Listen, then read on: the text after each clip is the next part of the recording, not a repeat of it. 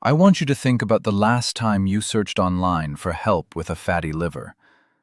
You typed something like, best foods for fatty liver, and within seconds you had 10 different lists staring back at you. Oatmeal, green tea, blueberries, avoid saturated fat, drink more water, cut salt.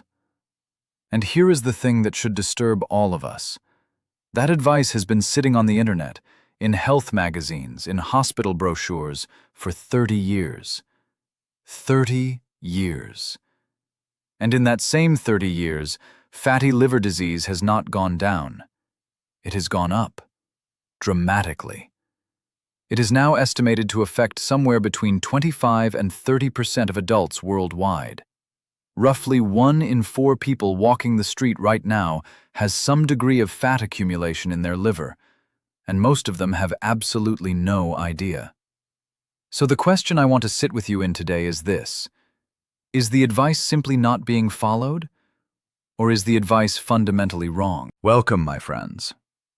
I am Dr. Usaid, and I have been practicing medicine for over 30 years.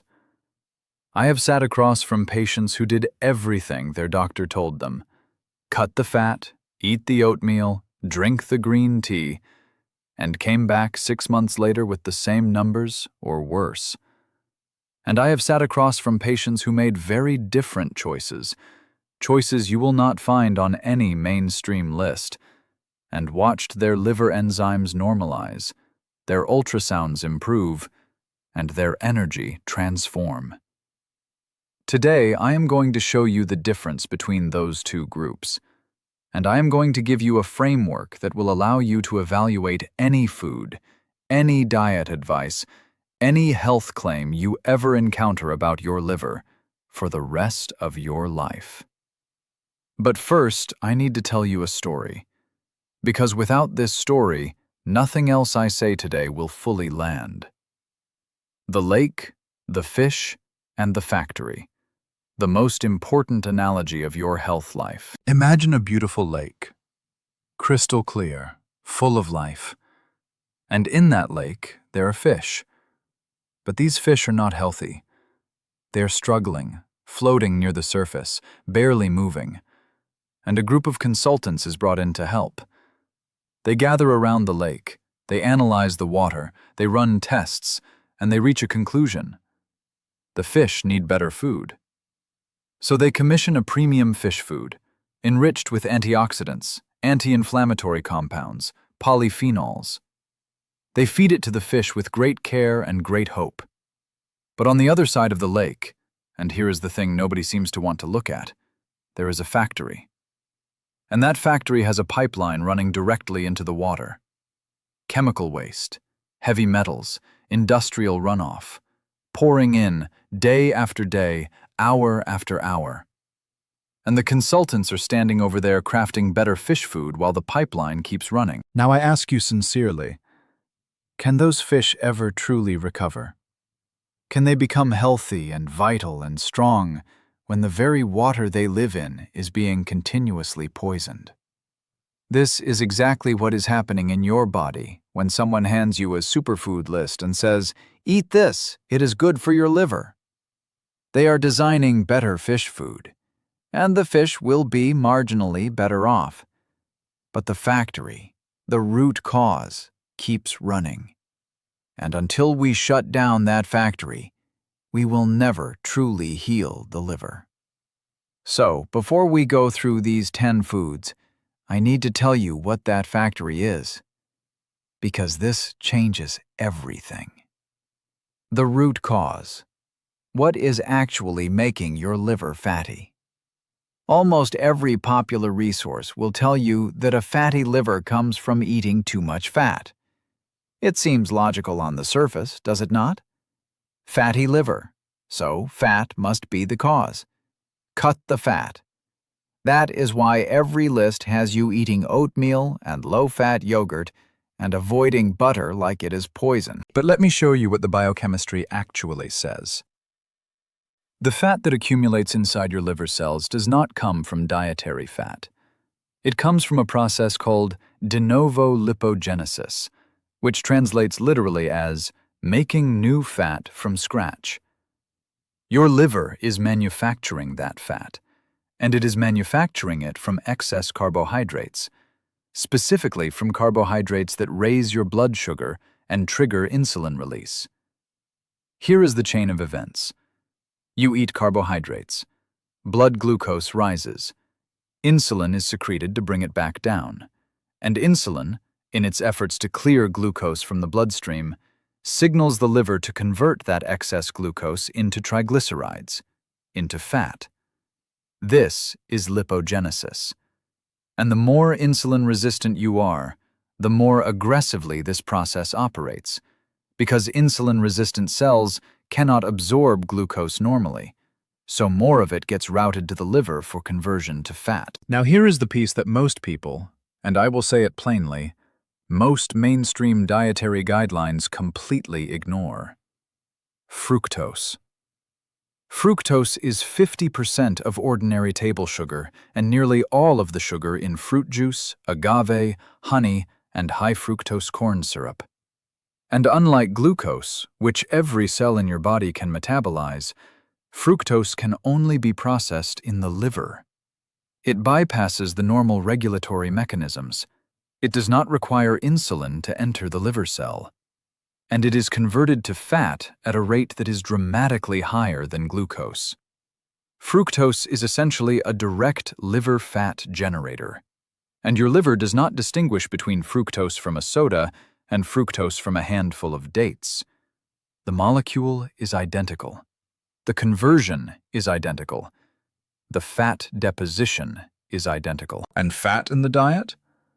When you eat butter, olive oil, avocado, it does not raise blood sugar. It does not trigger insulin. And without insulin, de novo lipogenesis simply does not occur. So dietary fat cannot produce a fatty liver through this mechanism. The advice to cut fat from your diet to heal a fatty liver is not just incomplete, it is biochemically backwards. So I want to give you a working framework. I'm going to assign 70% of the solution to reversing a fatty liver to reversing insulin resistance, because insulin is the engine driving fat into your liver cells. Another 25% of the solution comes from directly supporting liver healing and addressing related root causes. And roughly 5%, let us call it the better fish food category, comes from foods that have some benefit for the liver but do not fundamentally change the underlying disease. Now, better fish food is not worthless. The fish genuinely appreciate it. Your liver will receive it gratefully. But we need to understand the magnitude. 5% is 5%, and 70% is 70%. Let us hold that clearly in mind as we go through each food on this list. Food number 10. Oatmeal. Oatmeal appears on virtually every single list of foods for fatty liver. And every time I see it there, I feel a deep clinical frustration. Because the rationale is built on a misunderstanding that actively harms the very people it is trying to help. Oatmeal contains fiber, yes. It has some beta-glucan, a particular type of soluble fiber with modest cholesterol-lowering properties. And among grains, steel-cut oats sit on the lower end of the glycemic index. If you are young, metabolically healthy, active, and insulin-sensitive, a morning bowl of steel-cut oats is not going to harm you. It is a reasonable food. But that is not who is watching this video. The person with a fatty liver, the person who needs to reverse it, is virtually always in some degree of insulin resistance. And for an insulin-resistant liver, a bowl of oatmeal delivers a significant glucose load that will spike insulin, push the liver toward lipogenesis, and make the underlying condition harder to reverse, not easier. Yes, it is better than white toast. Yes, it is better than a sugary cereal, but that is the lowest possible bar. The relevant comparison is not oatmeal versus junk food. It is oatmeal versus eggs. Oatmeal versus a piece of salmon. oatmeal versus leafy greens with olive oil. And measured against those options, oatmeal falls away completely. For fatty liver reversal, it contributes nothing to reducing insulin resistance and nothing to addressing the root cause. I am dismissing it entirely from any meaningful liver healing protocol. Food number 9. Water. Water appears on some lists. And I want to be respectful here because hydration genuinely matters. Every biochemical reaction in your liver, every detoxification pathway, every conversion reaction, every transport mechanism requires water as its medium. If you are dehydrated, your liver is operating at a disadvantage. But here is the honest truth. If you are already adequately hydrated, drinking more water does not further accelerate liver healing in any clinically meaningful way. The benefit of water is restoration of adequacy, not a therapeutic effect beyond that threshold. Your urine color is your most honest guide. Pale yellow means you are well hydrated. Dark means drink more. Clear, like water, means you are overdoing it and potentially diluting your electrolytes. Water has essentially no impact on insulin resistance and no direct effect on the factory, the root cause. It is, if I am being honest, a rounding error in the context of fatty liver reversal. Important to get right, not a therapeutic intervention. Food number 8. Herbs and spices. Herbs and spices are genuinely interesting from a biochemical perspective. They are extraordinarily dense sources of polyphenols, plant compounds with anti-inflammatory and antioxidant properties. Turmeric contains curcumin, which has demonstrable protective effects on liver tissue in animal models. Cinnamon has been shown in controlled studies to modestly improve insulin sensitivity. Ginger has anti-inflammatory properties that reach the liver.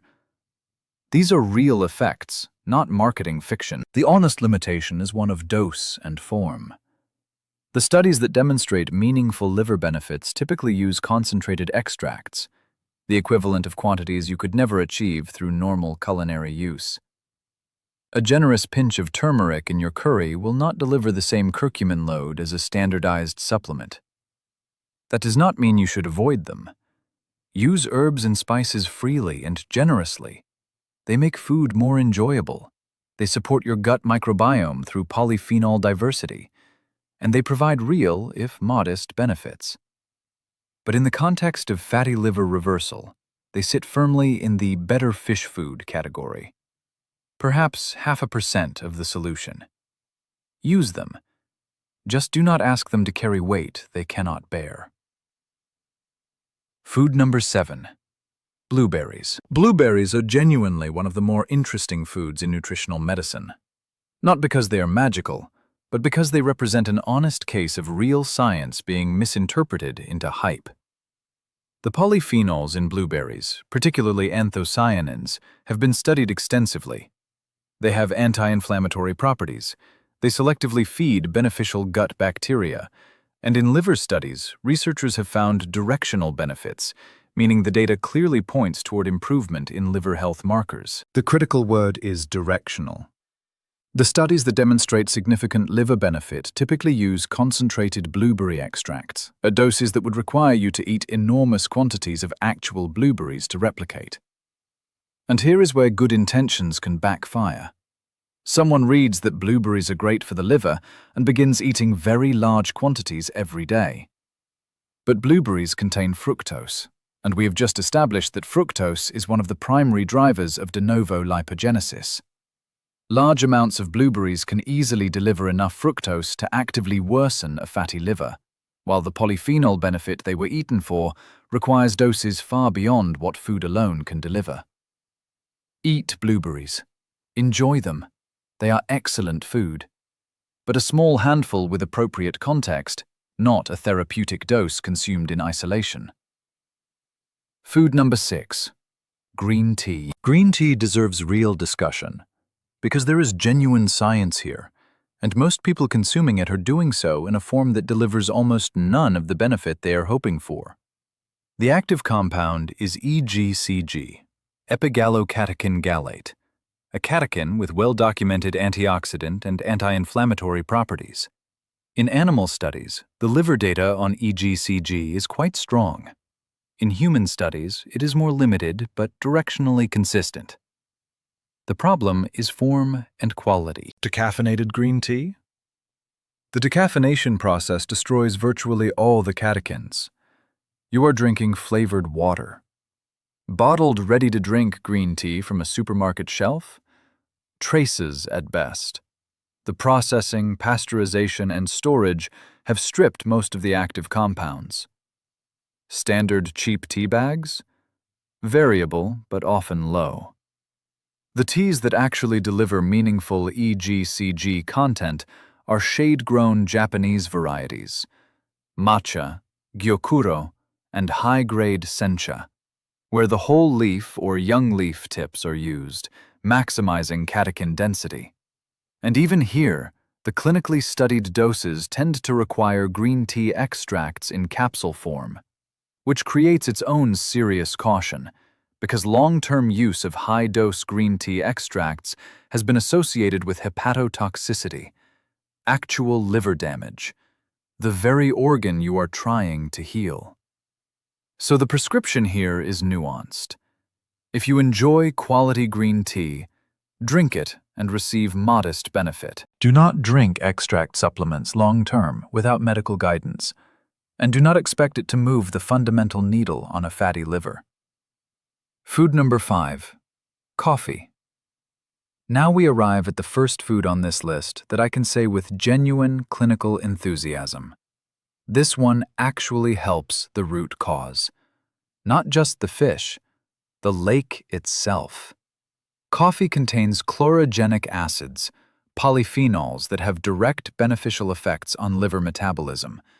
And the remarkable thing about coffee is that most of its liver benefits are also present in decaffeinated versions, which tells us that caffeine is not the primary mechanism. The liver effects are driven by these chlorogenic compounds, not the stimulant.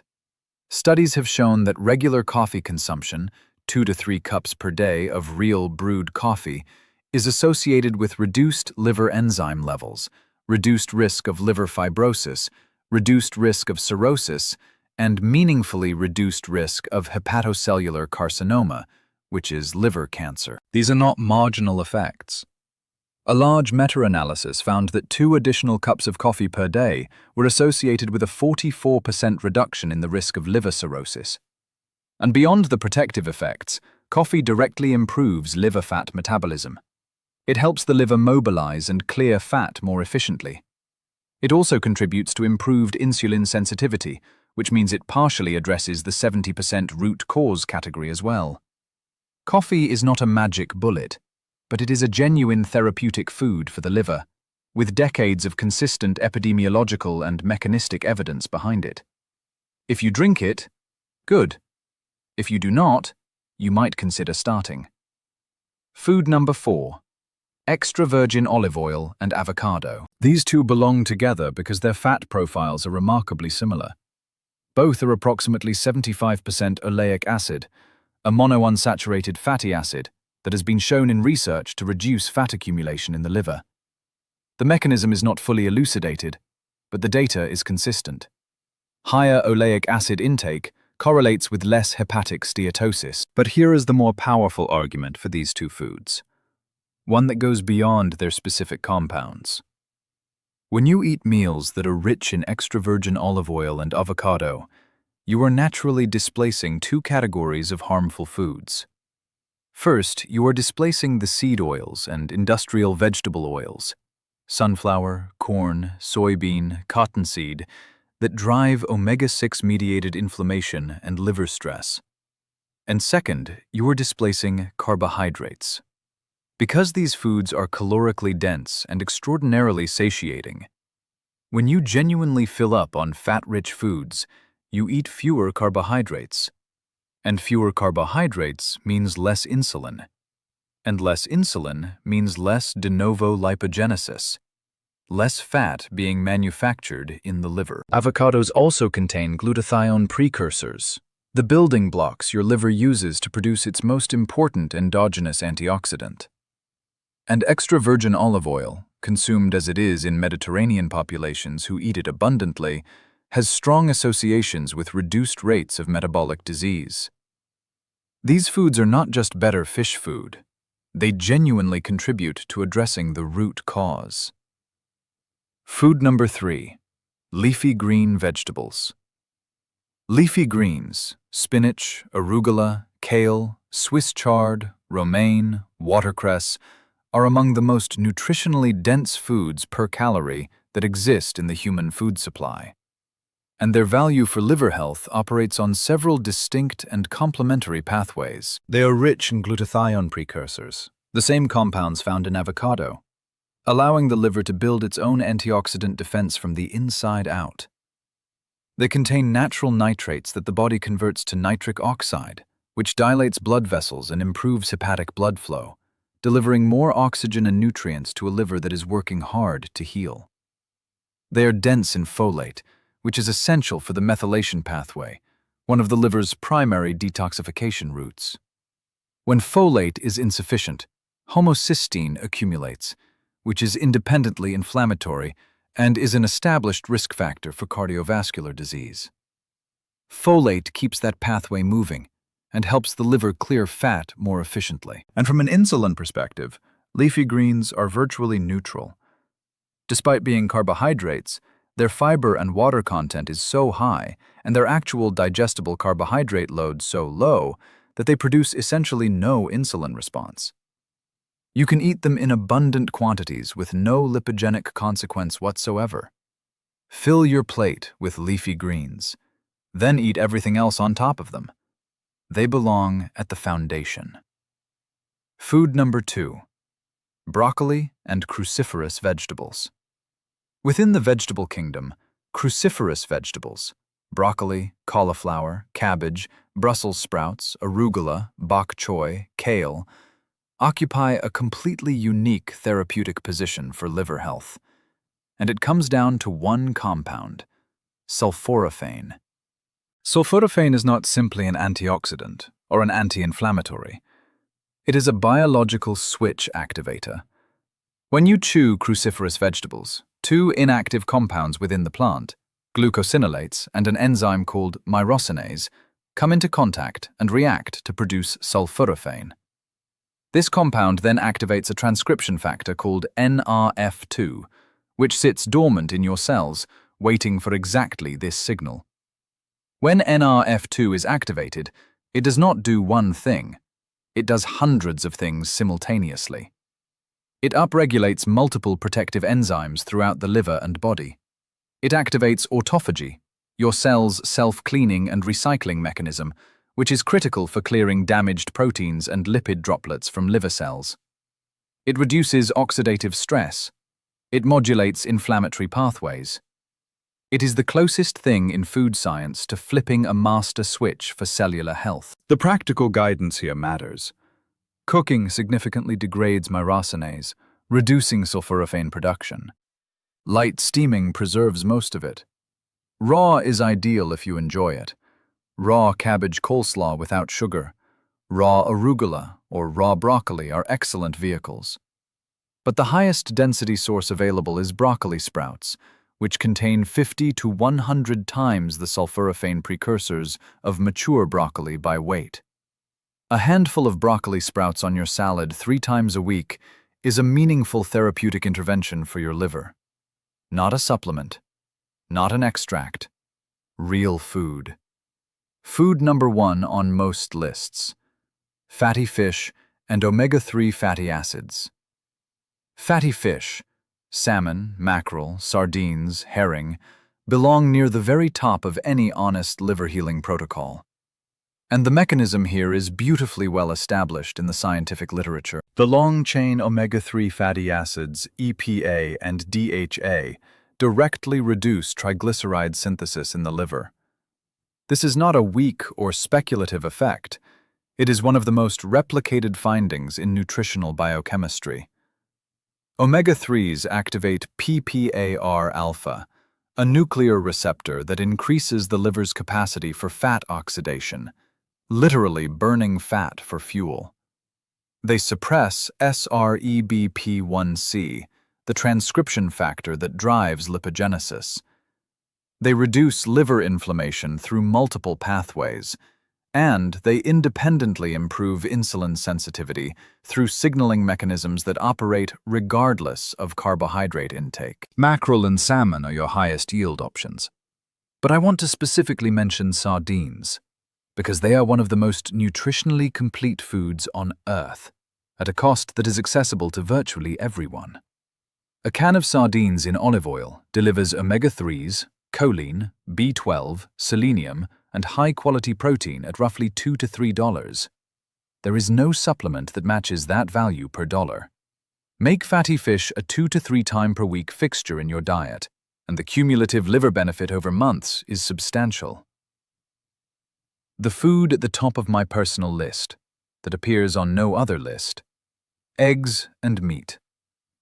Here is where I need to be completely direct with you, because what I am about to say runs against 30 years of dietary mainstream guidance, and the evidence behind it is more compelling than almost anything else I have discussed today. Eggs and quality meat do not appear on a single popular list of foods for fatty liver reversal.